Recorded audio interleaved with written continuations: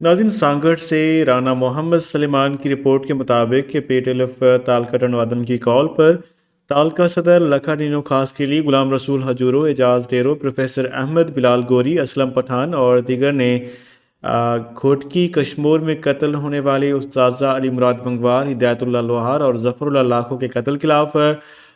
قاتلوں کی گرفتاری کے لیے احتجاجی مظاہرہ کیا گیا۔ اس موقع پر ان کا کہنا تھا کہ استاد معاشرے کو سنوارنے والی شخصیت ہے، استاد کے ساتھ ہمیشہ زیادتی کی جاتی ہے۔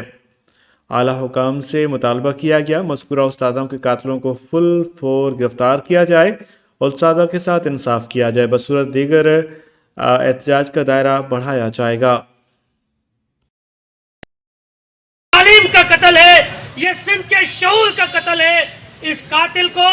جلد از جلد گرفتار کیا جائے۔ میں حکومت سندھ سے مطالبہ کرتا ہوں کہ آپ نے ویسے تو استاد کو عزت دینی نہیں ہے، ویسے تو استاد کی جو ضلالت آپ نے کر رکھی ہے، تو سمجھو تو سندھ جی تعلیم کے قتل کر ونے، سندھ کے شعور کے قتل کر ونے۔ استادن تے ہانے حاوی تھیण جی کوشش پیا کن، اساں حکومت رول کیا جائے، ہمارے اساتذہ کو تحفظ فراہم دیا جائے اور